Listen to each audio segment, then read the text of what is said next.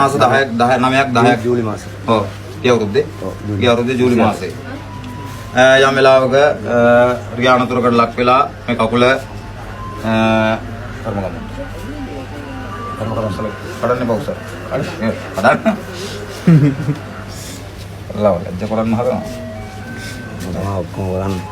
ඔක්කොම කරන්නේ නේ. හරි. මේ කකුල මෙතනින් යට කෑල්ල අයින් කරලා මේක කුඩු වෙලා තියෙන්නේ මේක අයින් කරලා කෑල්ලක් බට් කරන්නේ නැහැ දික් කරනවානේ. දික් කරනවා දින කපලා. මේ කෑල්ල නෑ දැන් මෙතනින් යට කෑල්ල. ඉතින් උඩේ ඉඳලා මේක දාලා මේ කකුල දික් කරන්න තමයි මේ කරගෙන යන්නේ. ඉතින් තාමත් අඟල් දෙකක් විතර කකුල කොටයි. ඉතින් මේ කකුලේ කැඩිච්ච එකක් වෙනම අපි අතාරිමු. ඒක මෙතනින් කෑල්ල කපලා මේ ඇලුවට පස්සේ යම් කාලයකදී මේ තුවාලයක් එනවා මෙහෙත් තුවාල එනවා. ඉතින් මේ තුවාල හොඳ වෙන්නේ නැති දැනකට එනවා. ඒවට හේතු කාරණා තියෙනවා. ඒවා අපි කතා කරන්න ඕනේ වෙනම.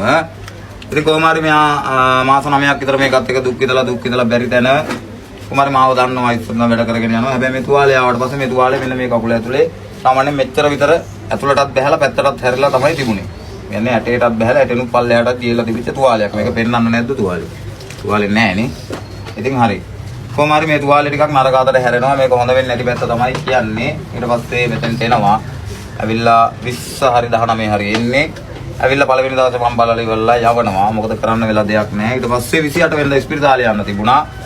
ඒ යනකොට ටිකක් තුවාලේ තත්ත්වය බරපතල වෙලා තිබුණේ. මොකද ඒ දාපු එනුත් කියලා මේක ටිකක් හොඳත් නෙමෙයි තියෙන්නේ නරක අතේ කියලා. ඉතින් මෙයා ඒ වෙලාවේ කියන්නේ මට ස්පිරිතාලේ යන්න කලින් මාමේ කතා කරලා මොනවා හරි කරලා දෙන්න කියන්න.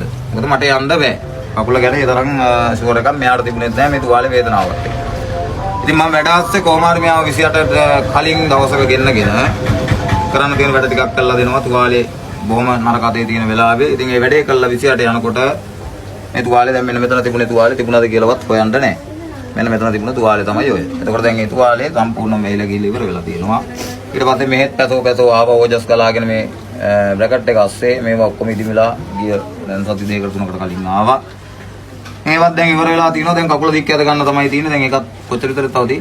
නෑ ඉස්සෙල්ලා මේ ඇටේ දික් කරන තමයි මෙච්චරක් විතර කරා. ඊට පස්සේ තමයි කකුල් දික් කරනවා. දික් කරනවා කියන්නේ ඇටේ අතෙන්ට හේතු කළා. තා මෙච්චරක් විතර තියෙන ඇටේ. අඟලක් විතර. ඔව් දික් කරනවා. අඟලක් විතර මේකෙන් තව දික් කරවන්න ඕනේ. ඊට පස්සේ තමයි කකුල පල්ලෙහාට අද්දවන්නේ.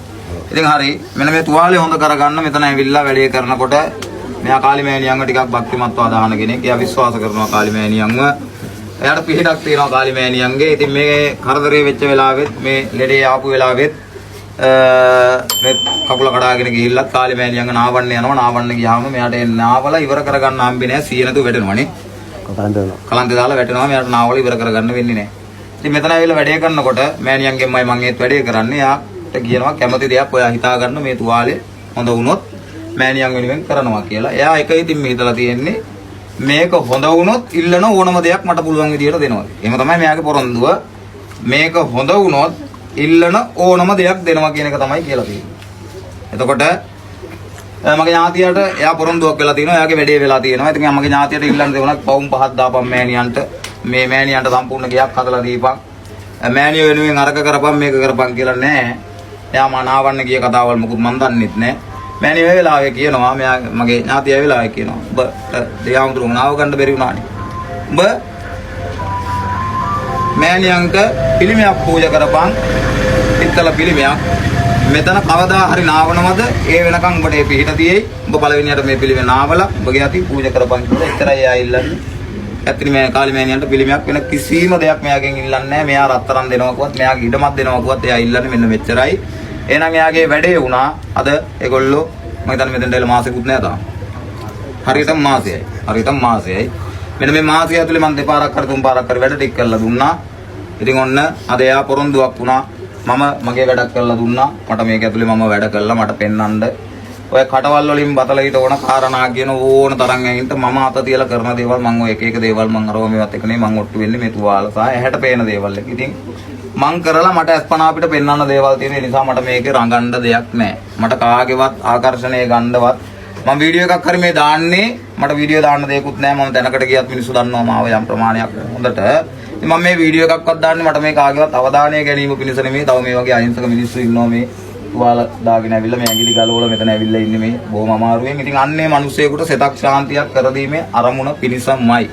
ඉතින් මේ වීඩියෝ එකක් දාලා මගේ වැඩ පෙන්න මට වැඩ පෙන්වනවා නම් මගේ ඥාතියා මේ ශාස්ත්‍රයේ ඔය වෙද්දූ කියන මා වෙද්දූ කියන උන් දන්නේවත් නැති දේවල් මගේ ඥාතිය දන්නවා. මුන් වෙද්දෝ කියලා හරියට මේ කතා කරනවා නම් මෙතෙන්ට ඇවිල්ලා දවසක් බලන්න කියන්න ඕන ඔය වෙද પરම්පරාවල් වල වෙද්දෝ බයිරෝ පැත්ත ගැන දන්න එකෙක්වත් නැහැ හරියට. ඉතින් අර මොකක් හරි අල්ලගෙන උන් වෙද්දෝ කියලා උන් කියනවා. ඉතින් ඒ නිසා අපි වෙද්දෝ කියලා කියන්නේ අපි මේක ඇතුලේ වැඩක් කරලා කතා කරන්නේ. ඒ නිසා මේ වශී ගහලවත් මේ වෙන තොইল කරලවත් මේ වින කපලවත් නෙමෙයි අපි ඇහැට පේන දේවල් කරලා තමයි අපි කතා කරන්නේ. ඒ නිසා ඕන තරම් සාක්ෂි තියෙනවා. මම මේ කාලය තුල දවස් අවුරුදු 20 25 තීච්ච තුවාල දවස් 6න් 7න් හොඳ කරලා තියෙනවා. ඉතින් ඒ නිසා මට කාත් එක්කවත් හැප්පෙන්නවත් මට කාත් එක්කවත් මේකේ දේවල් පෙන්වන්නවත් උමනාවක් නැහැ. මේ මම කරපු දේවල් වල ප්‍රතිඵල තියෙන්නේ මේ කටින් ඉල්ලලා මට දීපන් කියලා ගෙනත් දීපන් කියලා නෑ. මේ වෙනකොට මම පිළිම 3ක් ගන්න ලැහැත්ති වුණා. පිළිම 3ට මට පිළිම 10ක් ගන්න දේවල් මට හැදිලා තියෙන්නේ. මට මිනිස්සු දෙන්න පොරොන්දු වෙලා තියෙන්නේ. ඒ තමයි මම මේ තුල අවංකව දෙයක් කරනවා. මට ඒ නිසා මේක ඇතුලේ මට වෙන ගණ්ඩ දඟලන්නේ නෑ. මට ලැබෙන දේ මම හරියට කරගෙන යනවා. ඉතින් ඒ නිසා මට ලැබෙනවා. ලැබෙන්නේ නැති උන්ට ඉතින් මේවා මැජික්. එතකොට ලැබෙන්නේ නැති උන් දඟලනවා ගණ්ඩ. මම කියන්නේ ගණ්ඩ පුළුවන්. හරි දේ කරන්න. Taman හරි දෙයක් කරන්න ඔප්පු සිද්ධ ඇතුව වැඩ කරන්න. එතකොට ලැබෙයි නිකම්ම. නිකන් කෑ ගහලා නටලා දඟලලා ගන්න බෑ. බොරුවට උඩ පැනලා ගන්න බෑ. හරි දේ කරන්න. ඉල්ලන්න එපා. Tamanට ලැබෙන්න ඕන දේ නිකන් ලැබෙයි. ඉල්ලන්න එපා. වැඩ කරලා Taman වැඩ කරන්න. Taman හරි දේ කරන්න. Tamanට දෙන්න ඕන දේවල් මිනිස්සු නිකන් ගෙනත් දෙයි ඕන තරම්. මට ලැබිලා තියෙනවා. මට ලැබෙනවා. මට දෙනවා. මම දෙනවා මට ලැබෙන දේවල් පෙරලා. ඒ නිසා මම මේක තනියෙන් බුදු වෙන්නවා. මම හෙට උදේ මැරුණොත් මම පොළොවට අඩියක් පස් වෙලා මම කුණු වෙලා යන්න ඕන ශරීරයක්. ඒ නිසා මම මේ පොළොවට පස් වෙන්න ඕන මිනිස්සෙක්. මම ඒක දැනගෙන ජීවත් වෙන්නේ.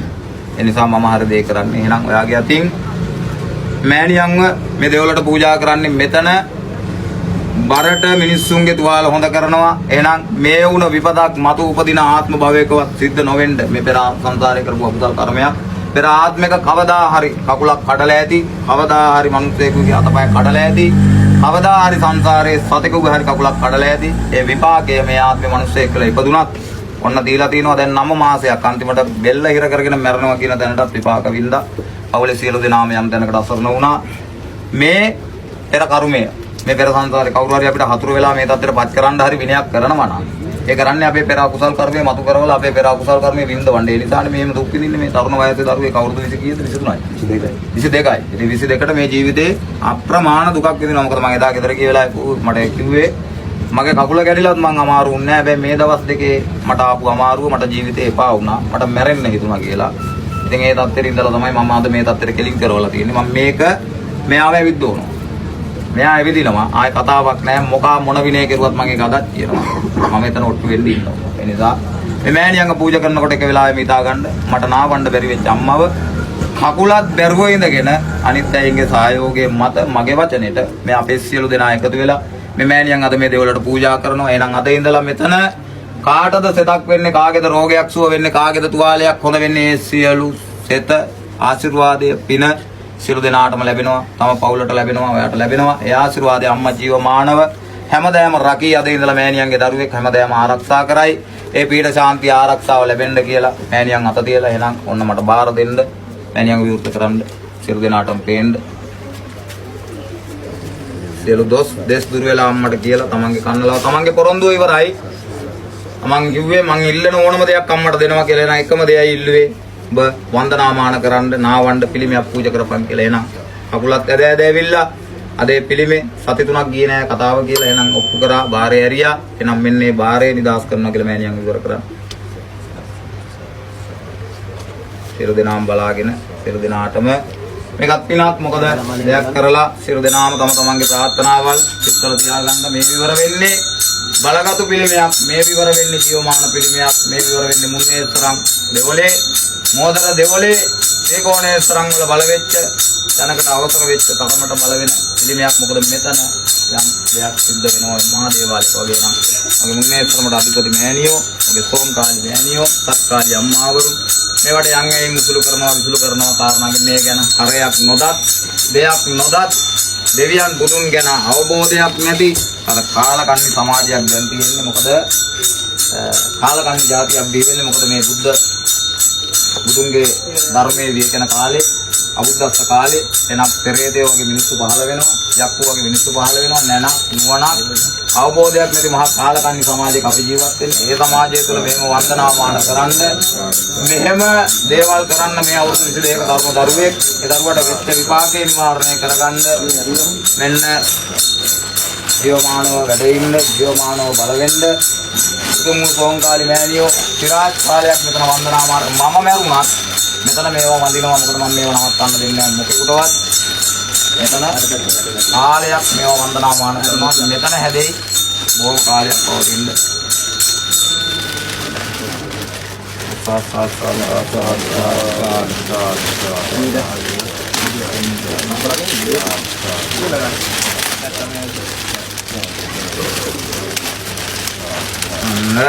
සියලු දෙනාටම දැක ගන්න පින තිබුණා දාපු සියලු දෙනාටම